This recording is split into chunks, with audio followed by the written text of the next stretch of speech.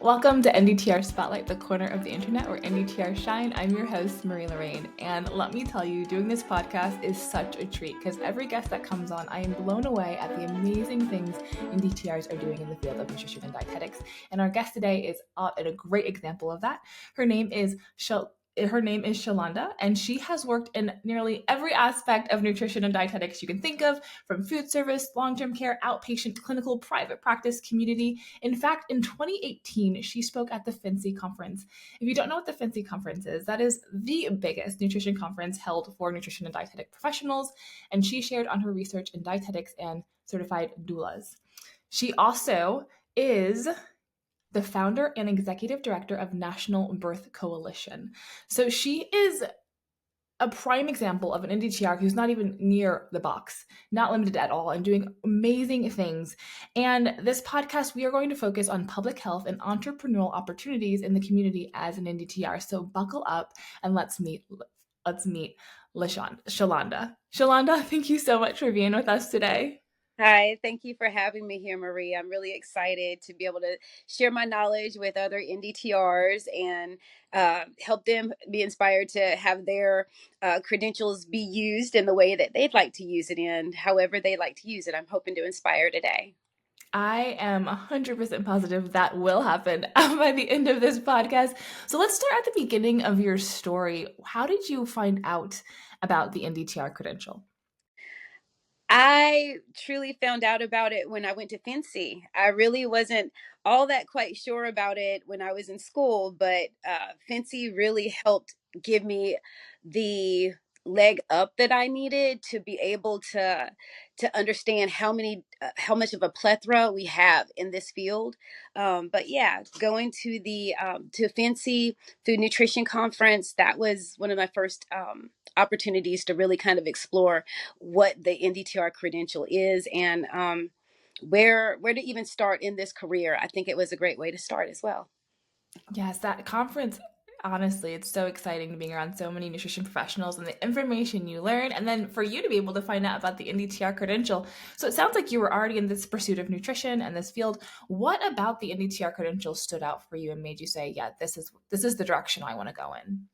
Well, to me, I think it was a start. You know, a lot of times, especially when you're working in the field in nutrition or dietetics, it was a good start to have, and especially when the credential is so important and so needed this day and time.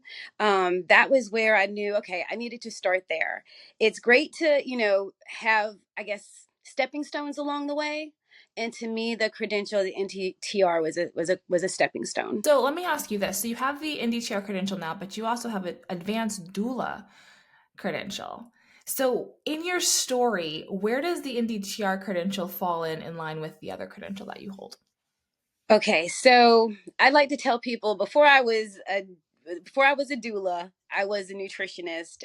So when it comes to the combination of them, I worked in the field as a WIC director. So Women, Infants, and Children was one of as a director for that program is kind of how I started. And I didn't have a credential. I literally had my degrees in food nutrition and dietetics. But being a degreed nutritionist, we now know is different from being a credentialed nutritionist dietetic technician. So having the credential from not having one is something that I had to have in place. I found that it did build a lot of credibility in the community, whether it was, working with a support person as a dietitian. But what I found was definitely it was a stepping stone for me to be more solidified in the field as a person that had the credentials to do more of the work with women, infants, children, and families, but more so in the community, more so in the community than a clinical setting for me. That's where I found it to be most helpful. I thank you for acknowledging the differences between just having the education versus having that credential. I think that's a topic of questions and conversations that always comes up when people are thinking, should I pursue an NDTR credential? But I think you nailed it on the nose with the differences there. And so when you stepped into the NDTR credential, what were you doing for work at that time? Um, Well, I had just started the nonprofit when I started realizing this credential helps me have the credibility even doing this nonprofit work. And yes, it solidified the space, but also when you realize what advocacy means and how to advocate for yourself, it really kind of forced me to advocate more with the credential, with what I do in community. One of the things that I believe has helped me along with building the nonprofit is being able to say that I'm an NDTR. Nutrition and dietetics is my background, and yes, this is what I do in the community, whether it's the birth work credential or the nutrition credential. It actually helped move me forward when it comes to research, because a lot of times people, kind of leave out the whole, nutrition piece when it comes to family health. So They that's, always do. yeah, Nutrition's like you like look through guidelines and it's not there. It's not there. exactly. I had to really advocate for that credential in the community work that I was doing. So it helped. It all built upon each other. Like again, like I said, it's stepping stones. But other than building the nonprofit, I also realized, okay, I do work in the community with different types of organizations and different types of uh, other nonprofits, but also I volunteer a lot with our city and county organizations. So public health is pretty much the realm I've always stayed in. But actually having the credential and the background, it helps. It helps in community with, like I said, advocating. Yeah. So let's go back a little bit. So you learned about this credential at FENCY. And then you had to get the exam and go through all that process. So what was the process of learning about the credential and then becoming credentialed for you specifically? Um, The credential was for me specifically probably a very long process because again, I had to kind of work up to it. Um, Working in the field, whether you're working for the hospital or working for a public health department, I realized that I had to build a different type of educational opportunity for myself, especially when you're working full time, when you're building a business. And yeah, I had to carve out a lot of time to study for the exam. I had been out of school for a good while. And so getting back on that schedule of, okay, dedicating that time to study, no matter what particular domain we were studying, it was always you had to take that time. In order for me to pass that exam, I pretty much decided early on I need to study it like I would be studying for the dietetics exam to be a registered dietitian, because all of it is relevant no matter what. I didn't particularly see a exam that was just focused on DTRs, except for the one that the academy had. But I wanted something that was going to be able to kind of give me the whole realm, and then take the exam based off of what a RDN would be. So studying like a RDN was how I thought it would be best to go about studying for the NDTR exam. That is a nugget. No one has said that yet. And after I've taken both, I've taken the NDTR and the RDN, and 100%. The only difference that I found was there's more of a clinical in the RDN, but the food service and the community, same thing. It is. I thought I was the. I'm glad we have that definite. It just didn't make sense to keep trying to figure out, okay, what's this part, what's that part on two different tests. No, it's going to be just an elimination of that clinical piece. And honestly, I wasn't running to the clinical piece. I wasn't. I Yeah, love that's not your area. Yes. community. And so, yeah, when I really thought about it and sat down with it, the NDTR exam, like I said, that to me was a stepping stone, because I did take the RDN exam, but I took it before um, I took, yeah, I took it before I took the NDTR exam. And then when I took I did my dietetic internship and then I took the RD exam again. But it just didn't matter. I still, like I said, stepping stone wise, needed to take the NDTR exam. And that's what I passed, honestly, with flying colors. Wait, I got a little confused there. Mhm. So you took the RDN, so you took the NDTR exam, then the RDN exam? I took Or you the, took... excuse me, hold on. There's a couple of different years going on here. Let me, Let's leave out the timeline. yeah, let me give you the timeline. The timeline Okay. I graduated was literally in like early 2000s from college, okay? So, or mid 2000s in college. So we're talking about early 2000s would be like 2002, 2003, okay? So fast forward to 2020, 2019, 2020. That timeline is when I have been working and trying to maybe take the exam, but not really giving my full focus on that exam because it really does take a lot of focus. So, yeah, I took it before I did my internship, and then I took my internship in 2019, and then I took it again after. So, yeah, taking the exams in the timeline that I did, it's a little different because I'm not the traditional student. I'm not a student. So that's the other key thing. Being a traditional student and a non-traditional student and the timelines for us taking exams, I think that's what's really, really different with how, number one, we're going to learn and how you study for that test. It's going to be completely different. So let me preface it with saying, going back, yeah, my timeline is an untraditional student. So I did my dietetic internship at Oakwood University in 2019 in Huntsville, Alabama. But prior to that, I graduated in from North Carolina A&T State University in 2003, 2004. So yeah, there was a big gap. And honestly, I'm going to be honest, a lot of people counted me out from even being able to get the exam any place, anytime with that much time. But I will say, when you find that university that believes in you and trusts in you and gives you the tools to be able to pass the exam, whether it's NDTR or RDN, that is key for a lot of people, a lot of students. So I will say, don't give up. Don't give up. Just find the ways to do it so that you can do it better for yourself for the exams. Because, yeah, between working and then having that large gap, you definitely need a lot of support to be able to get things back on track, to learn and remember all the things that you already knew before. But it does take a different type of process when you're an entrepreneur and you're working and you're trying to do other things. So the pathway is different. But I will say, making sure that you have the support team that you need to study, um, it helped me. It helped me. But you had to have your support system set up to do what I did. Because, yeah, they counted me out a long time ago.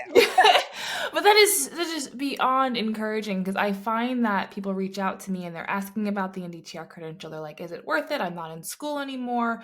How do I go back into this world?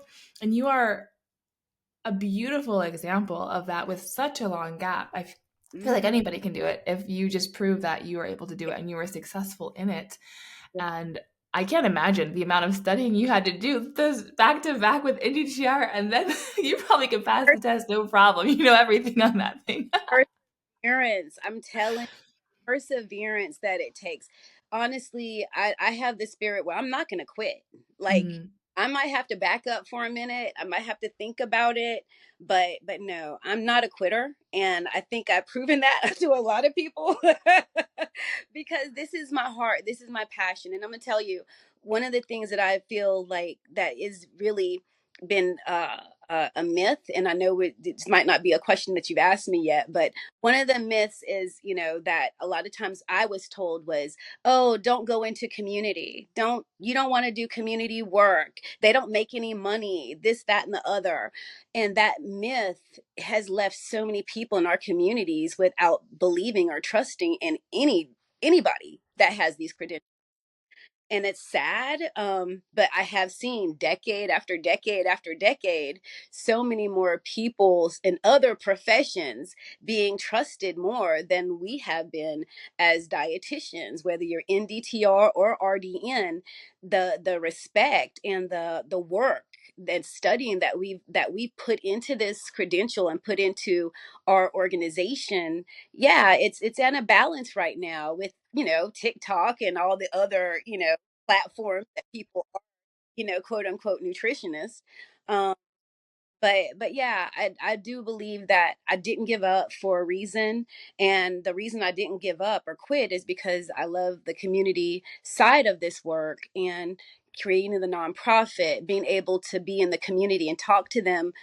Let's just say people that they forgot or left behind. That's what I do, and that's what I do best. And I've always done really well with that in our community. I love that. It's the passion. You brought up the fact that there's passion and that you worked hard and the non-traditional student. I think all of those things really worked in your favor to do things that are groundbreaking and to not listen to the naysayers and to follow really where your heart is. Because nutrition, when you go into the field of nutrition and you just follow the textbook example, you're right, you're not going to make money. Like it just, and then you're going to have to fight for respect. But if you go in with the passion and the drive and take time to learn, you can really be super impactful.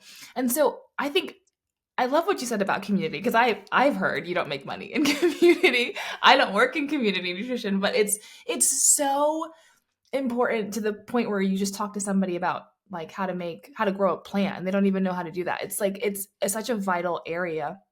And you seem like you found this really important niche that is changing so many lives, moms and then kids. Like I just can't even begin to imagine, or I can't fathom the full impact of what you do. And I'm not saying that to like gas you up or anything, but really the work that you're doing is really impactful. So can you just talk us through how you fell into this niche and started this um, business as a nonprofit? Okay, so basically what I'd probably say it was like 2010, 2011. I again, that's one of those timeline things. Uh that's when I realized the work was changing in the WIC field, women, infants, and children, and the fact that even though I was a director of WIC, it still um was I still needed to be grounded in something else. So the work I decided to get a training as a birth doula, and when I tell you the training was a weekend class, I had no idea that it was going to become what it is right now. But but it was a weekend training, Friday, Saturday, and Sunday. I happened to be one of the only people that showed up at that training, and it was sponsored by the YWCA back at the time. So, I was just like, you know what? I'm a WIC director, but what else do I want to do? Well, there was something to it because with the organization at first that was doing doula trainings, they were like, look, this was just a local thing, but they were like, oh, well, you're a nutritionist. You don't need to be a doula. And I was like, wait a minute here. Pause. Don't box me in. Yeah, I'm like, how do you not really think that this is important to Yeah. birthing women to not know how to help support them in birth when I'm already over here as a WIC director? I mean, I was looking for the missing piece. Like I was Yeah. WIC director, I was hearing the women coming in, helping them prepare, with the food before they gave birth. And then I was seeing them when they came back postpartum. There was something in me that was like, I want to know what's happening in between. What's happening between this time where I'm seeing them and when they're coming back to me. So that's when the doula red flag came in my head. But yeah, there was obstacles with becoming a doula because at that particular time they didn't want you kind of having that knowledge in both the professions. And it could be anything. It could have been me in nutrition. It could have been me in being a social worker. It could have been me doing anything. But at that particular time, they were like, "Oh no!" I think it was kind of reserved for women that were like housewives or women at home. That was like going to be their thing. like, um, yeah, I kind of ruined that. I'm happy you did because I feel like that's helpful. You want someone with more than just one. Specialties are good, but like And A that's what I person's, there's so much more to a that's person. my clients that I, because at that time, yeah, you gave your clients your resume and let them know, who you were. And one of my clients said, no, just about every time I have a new client with the birth doula, I would ask them, so tell me, what made you choose me? And it's a real candid question. What made you choose me? And I'll tell them why I chose them as my clients. My client said basically, yeah, I chose you because you had more education and experience with women, infants, and children, and your background in nutrition. So they said basically, you have more education and experience than all the other doulas. That's why we chose you. Hey, NDTR audience, thank you so much for listening to this podcast. If you are enjoying it, make sure to hit that like button and subscribe to the podcast so you don't miss any episodes.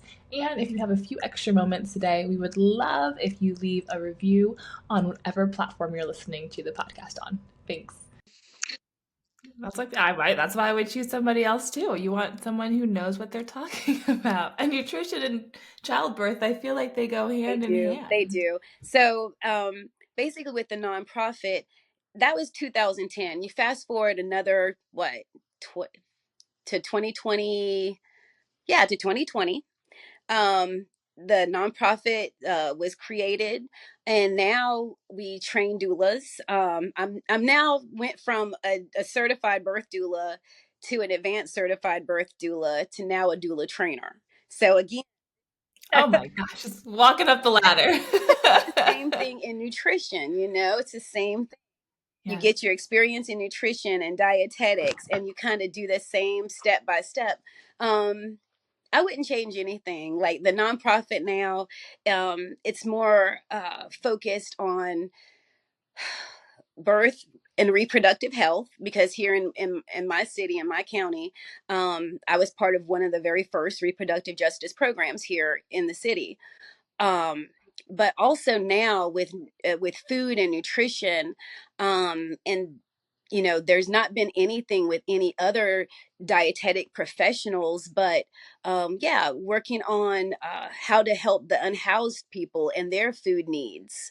That to me has been like really zeroed in focus on, okay, we have a lot of unhoused people. How are they eating? How is their health being affected by not having food? And how can I help, and how can this organization help to try to start feeding a lot more people the healthier quality foods, and nourishing foods that they need and deserve to sustain their health? So yeah, using the nutrition component and an NDTR component when you're looking at, feeding people in the community, it's helped. And like I said, it's one of those things where nobody else is even really thought about, okay, how does this impact pregnant unhoused young people, or teenagers, or women, or veterans? um so yeah, it's now kind of like getting grant money, funding, sponsors. I wish I had another dietitian around that was interested in this type of work in community, but in my area, um, until I've gotten here, I haven't seen anybody else in the dietetics field. Like I said, we were told, this is not where you go in community. You go to the dialysis center, you go to the clinics, you go other places, but I don't feel like that's where I need it to be. Yeah, and I think that's spot on because clearly there's a need for where you are. And I think as people learn more about what you're doing and dietitians and art and DTRs begin to think outside the box, hopefully they'll realize that no, I don't need to do dialysis. I could do what's more near and dear to my heart. And I mean, just following social media trends, there's a lot more women's health and dietitians talking about eating for this menstrual cycle. So I do think that this is an area that is going to take off and really grow, just from I'm what I've so glad. seen. I'm so Um, glad. And one of the things that I have done is I partner with universities, to be able to help students realize, no matter what their field, uh, dietitians and in anthropology, or dietitians and social work, like there's all different types of partnerships, especially in the nonprofit realm, that create really, really strong, uh, I guess, balance when it comes to what the community needs and what clinical needs are already taken care of. So I'm finding a nice niche and a nice place, even in academia. So it's been Yeah. That's how you know you're in a good niche when there's like you can go in different areas and that niche is needed. You're like, okay, this is where I need to everybody be. eats. Everybody eats. Yeah, yeah, exactly. Everybody has to eat. So let me ask you this. I know you said your heart was always towards community. And then you've worked at work, so you've just been in that community space. But when you were doing when you were starting this foundation and you decided to go with a non-for-profit, what made you go non-for-profit and not for profit? What was that conversation in your head? Or was there even a question about that? Well, the goal at that particular time during COVID was to really truly just like create and build partnerships with people that were in alignment with either the birthing space and reproductive education, reproductive health, and being in alignment with the needs in the community for food justice. So the two, I guess, really words were food justice and reproductive justice work. Um, the not for profit side, it just took more precedence, I guess, more pressing at that particular time, but we are building up the private practice side now. So it's just going to entail different things that I can use to be a consultant for versus me actually being out there physically doing the work. So we're that's the two different areas. One is definitely community based, and then as we're building the for-profit side, because it's coming, but it's more uh, consulting work, it's more private work like that. Hmm. I love that your story is so encouraging because it's just growth. It's just continual, consistent growth that makes sense. Like you're taking these beautiful steps towards just growing bigger and better, and you're not rushing it. It doesn't seem like there's any rush in your story. And I think today in society, it's just like get the credential as fast as you can and start working as fast as you can. But like, no, you've worked at WIC for a little bit, then you're like, oh, this credential is going to help me, and then so it's a really encouraging, just a reminder to the NDTR audience to slow down and like let things come to you, let your passions grow, and find the niche that you'll A thrive hundred in. percent. I honestly, for a while, I did try to go back and actually, dip my toe into a little bit of clinical here, a little bit of clinical there, but it was just not as fulfilling, I want to say, as community. And when I say, dip my toe in it, I liked enteral nutrition. I felt like when I worked for one of the companies where I did a lot of educating on feeding tubes or, people needing specialty formulas. That type of work was very important to be able to educate, but it was still not the connection that I get when I'm working with a mom and her baby and her family, the whole family unit. So then it always took me back to birth work. And then again, I will say timing is everything. It was very hard for me in the beginning with my father and him passing, for me to work in a clinical space when you see and you work with a person that you love that has to go to the dialysis clinics, that has end stage renal failure, um, just all of the different complexities of certain diseases. I didn't feel like it was my time to be in the clinical nutrition realm when my father was, going through his work and having to deal with renal failure. So I actually did go into clinical after he passed and worked in a long-term care facility. And that was different. That was different. I don't think. It's a nice way to say it. It was not mom. Don't have me laughing. Don't have me.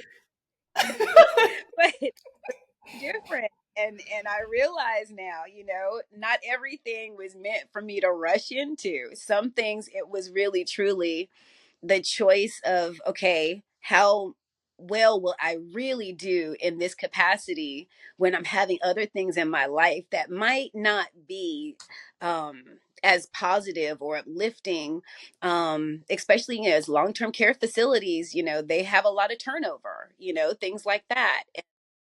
There's reasons for the turnover, so what's going to bring me more joy and more peace, and still, again, not let go of the things that I need to learn, because I took that job to be able to learn a little bit more of the clinical skills in order to pass the RD exam when I go back into that realm.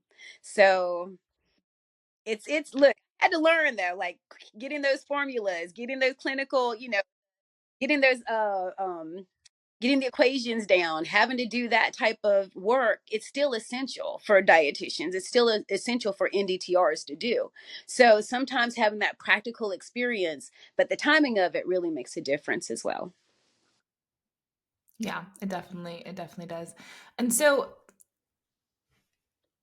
it's good to be uncomfortable and do the things in clinical, even though community is your heart from the very beginning, and you knew that. But I appreciate that you stepped out from the uncomfortable and are really, it makes you so well rounded as a professional in the field of dietetics. But thinking back, so I know there's a lot of people probably listening who have a heart for community, and maybe they're trying to suppress it and be like, no, I have to be a private practice dietitian to make the money, or I have to go into clinical.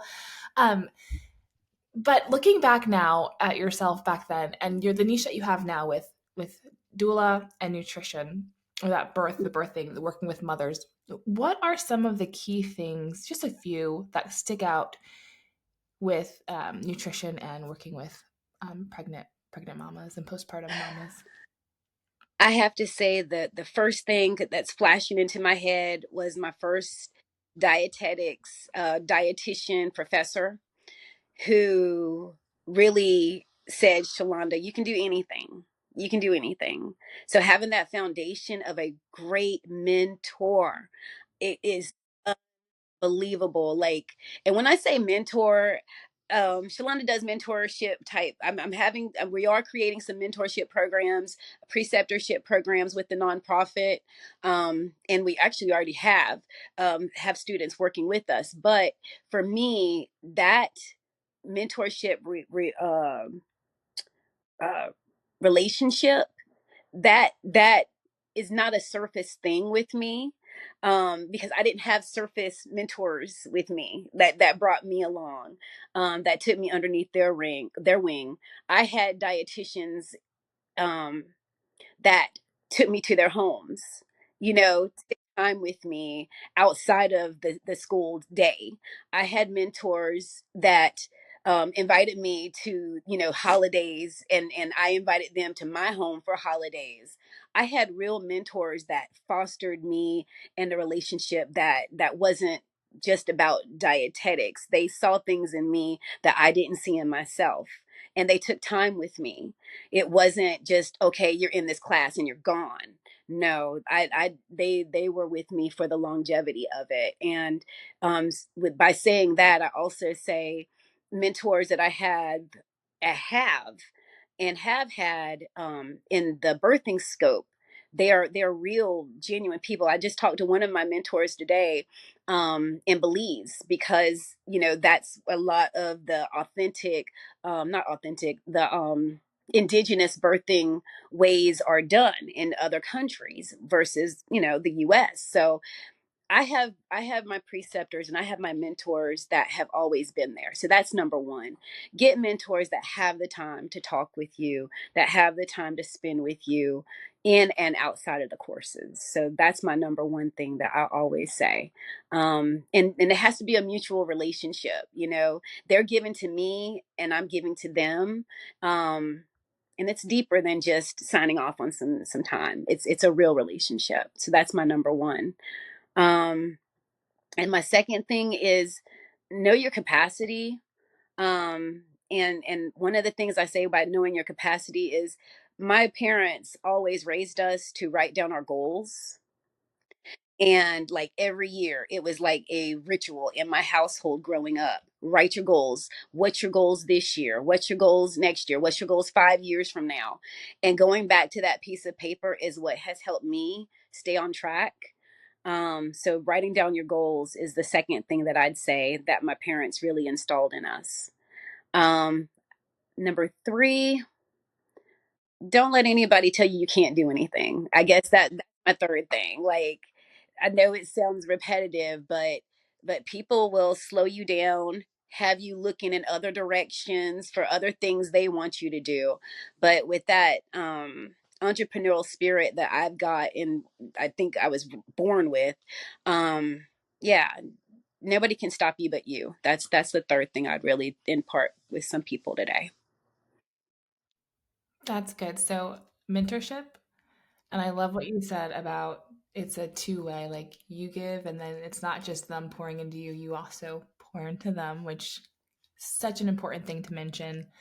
Write down your goals and then don't say no or don't get in your own way. Just no limits, no That's limits. true. That's true. That's a great question. Mhm. Yeah, Thank you. those are Yeah. principles I know I had to live by to even, like I said, get this far in this profession. Oh my goodness. And when I say that, the other person that's coming to my head right now is um just yeah, that I will say Nobadan.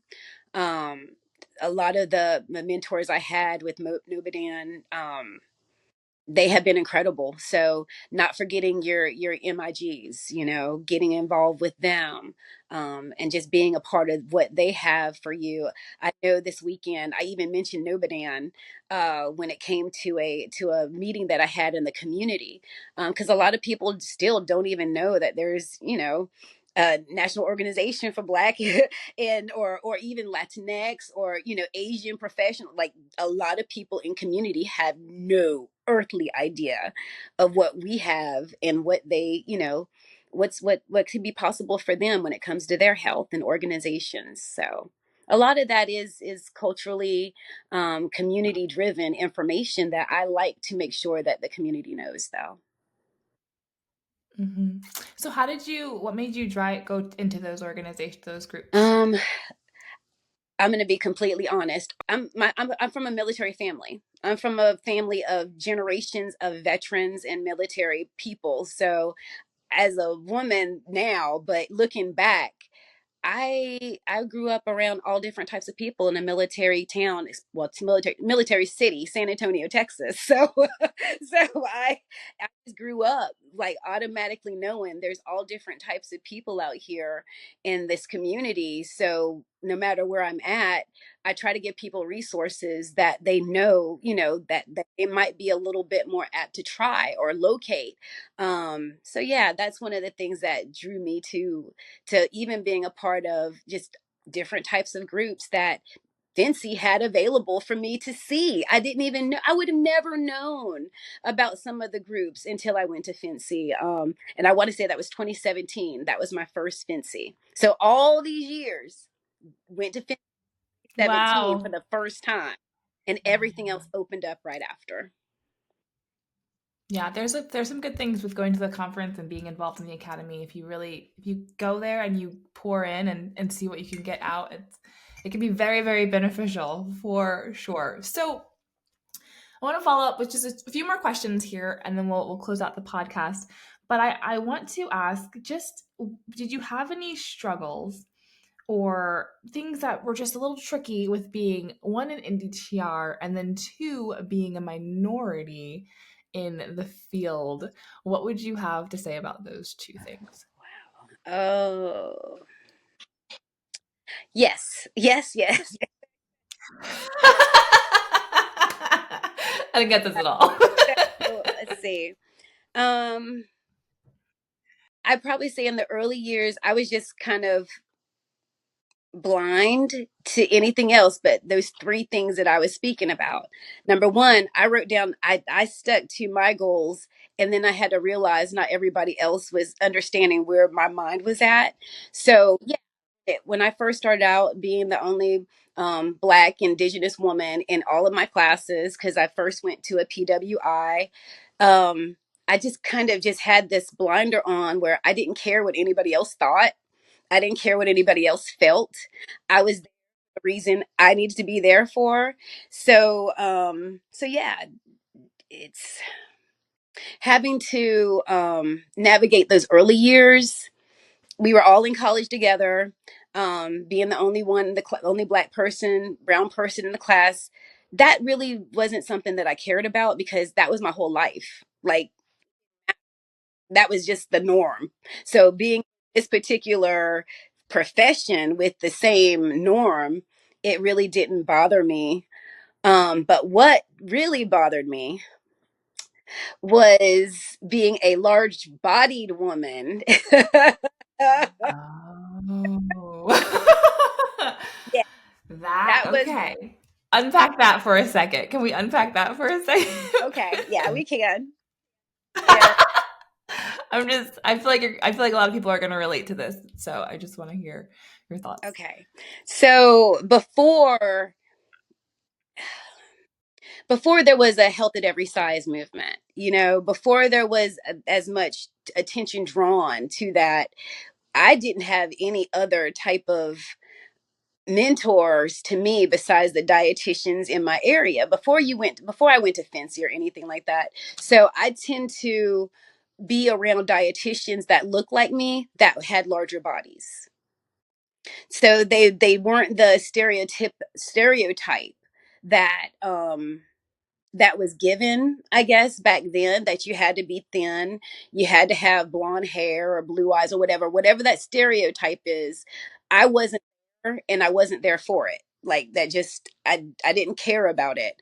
I just knew that the people that I worked with, they had larger bodies. I could do it and I believed them. It was that simple. I didn't have any extra organization to help support me being healthy at any size. I had nothing like that. All I had were dietitians that were larger than me that supported me and guided me. And then I realized, especially when I did an eating disorder rotation, that wasn't even what anything was about. It was about the knowledge that I have to help people in the field of nutrition and dietetics. So when somebody was looking at me with their own myth and their own personal biases and their own stereotype, I had to realize real fast that has nothing to do with me. That has something to do with them. So yeah, the weight stigmas, all of that. It was again, I, at my largest, was about 340, 350 pounds. But this is the thing that I think is key to this whole entire podcast. When I started working with pregnant women and their families, that's the switch from my head that said, oh, one of my clients is a triathlete. I need to be able to keep up with her.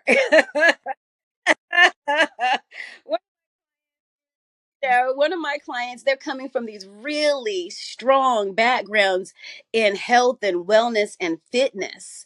So that was my key of wow. A lot of the healthier moms that I'm working with, they had careers of being into sports or running or biking or physical activity. So that's when my interest really started getting deeper into the health and wellness of moms before they were pregnant, during their pregnancy, and as a doula, how I could help them and they're helping me. I would have never made that real connection until I was a doula and how healthy some of the moms were that I had to keep up with. We do movement as doulas, right? We help them, walk stairs. We help them, I was going around the track, but now I go to the gym with my clients. I'm at the gym with my doula clients. So it really was one of those things where the weight stigma really kind of kicked in when I became a doula, and I had to really manage myself more and pay attention to my own health. Like I said, I had to keep up with my clients.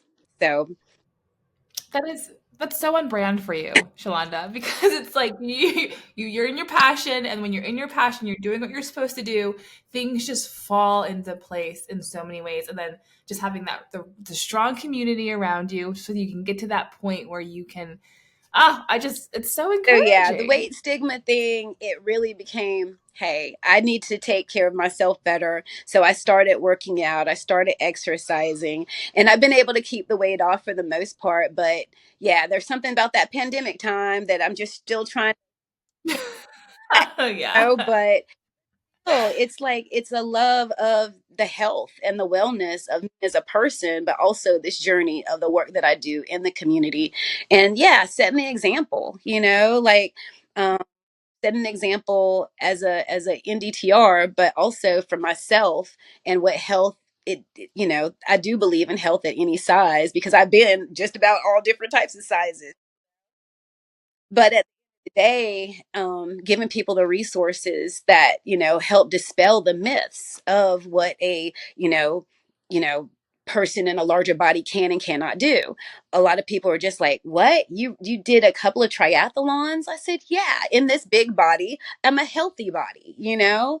So it's a big body, but it's healthy, it's mine, I'm taking care of it. And I really hope that some of the work I do helps people take care of and inspire themselves to go forward too. Thank you for being so vulnerable with that and sharing that. I have not heard someone share about health at every size in such a transparent and like realistic and helpful, I believe, helpful Mhm. way, an honest way. So I feel like I could talk to you for hours. Fortunately for everyone watching this podcast, she has been on other podcasts where she shares more just about the doula thing. So I'm going to link some of those videos below if you're okay with that, so people can learn more about you. And then how can they follow you or just kind of keep up with what you're doing in the All right. community? So, of course, Instagram. I have a personal account there called Balance by Burton or NC Nutrition Coach. I think that's my Instagram handle, NC Nutrition Coach. Also, of course, the National Birth Coalition, the nonprofit website is always there. And as we build up and change some things, we're starting to work with students and universities. And so, be just on the lookout for some internship opportunities, for some preceptorship opportunities, and a way to even just volunteer with our nonprofit in the nutrition realm if you're trying to see kind of how some private practice things work in the community. But there's again so many different ways that I would love to work with other NDTRs. I'm looking for you, and I hope to see you all. Thank you so much for offering those things to the audience. And then I just want to open it up for you last few minutes. Is there anything specifically that you want to share that I wasn't able to touch on before we close out the podcast? I just really hope that just the credential is always amazing to have this day and time. But I always will encourage young people or people with this credential to think forward in the future and how that credential is going to benefit you rather than you benefiting the credential, because there's two different ways that this works. um, there's lots of money and time that we put into the work that we do, but being diverse is one of the ways I feel that my work is impacting a lot of people in the community. So if you've got that personality, if you know that community is something that you love, just feel free to write me, email me, and we'll see how we can help each other. ShLanda, thank you so much for your time. I hope everyone enjoyed this podcast and are encouraged to slow down, live your life, let life teach you, and really hold true to your passions and find good community. We will see you in our next podcast.